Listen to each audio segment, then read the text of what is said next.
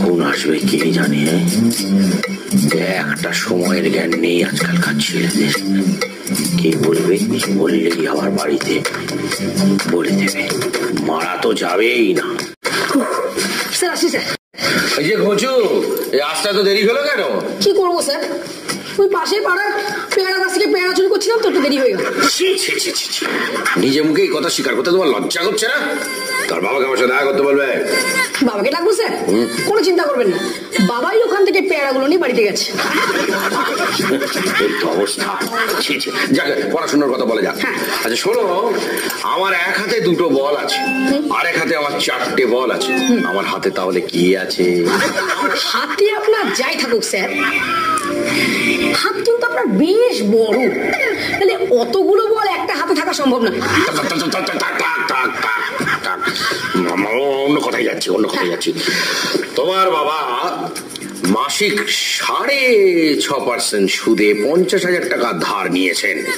6 মাস বাদে কত টাকা হবে? একটা টাকাও নয় স্যার। একটা টাকাও নয়? তোমার মাথায় কি গোবর পোড়া আছে? তুমি কি অঙ্ক কিচ্ছু পারো না?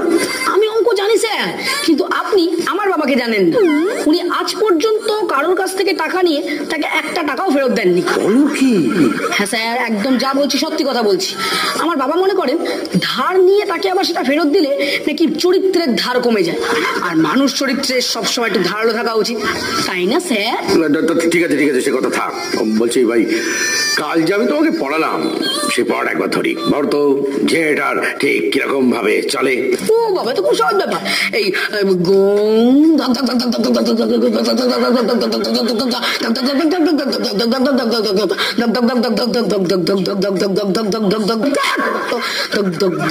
কি হচ্ছে নাকি? আওয়াজটা থামাও।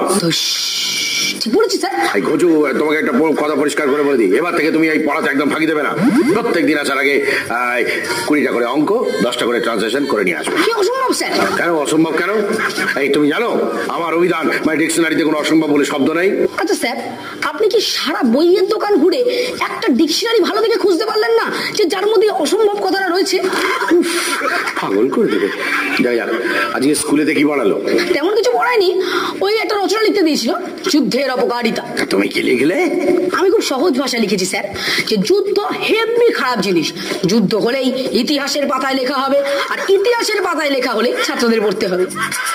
যুদ্ধ না হওয়াই ভালো, আর যুদ্ধ না থাকলে ইতিহাস ব্যাপারটাই উঠে যাবে। তুমি এইসব লিখলে তুমি কি কোনোদিন মানুষ হবে না ঘোচু? কি করে হব বলুন তো স্যার, আমি তো হাফ হাফ। তুমি হাফ হাফ মানে? হ্যাঁ ঠিক বলছি স্যার, আমি একটা মুশকিলে পড়ে গেছি। কি মুশকিলে পড়েছো?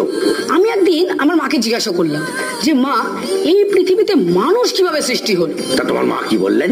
মা আমাকে বললেন ঈশ্বর নাকি আদম আর ইভ বলে দুজন মানুষকে পৃথিবীতে সৃষ্টি করেছিলেন, এবং তারপর তাদের বিয়ে হলো। এবার তার ছেলে তার ছেলে তার ছেলে তার ছেলে করে আজ এই পৃথিবীটা একেবারে গিজ গিজ গিজ গিজ গিজ গিজ গিজ গিজ করছে। এখানেই স্যার মুশকিল। কি মুশকিলটা হলো? মুশকিলটা হলো এই যে এই কথাই যখন আমি বাবাকে জিজ্ঞাসা করলাম, বাবা বলল যে সে এক জাতের বাদর ছিল যারা সভ্য হয়ে মানুষে পরিণত হয়েছে। আমি সেটা মাকে বলেছিলাম। তোমার মা তাতে কি বললেন? মা বললেন যে তোমার বাবা ওর ফ্যামিলির সাইডটা তোকে বলেছে, আর আমি তোকে আমার ফ্যামিলির সাইডটা বলছি। তাহলে ভাবুন স্যার, আমি হাফ মানুষ আর হাফ বাঁদর। আমার যে কি হবে স্যার? তোমার কি হবে বলতে পারবো না, তবে আমি ওরাংওটাং হয়ে যাবো।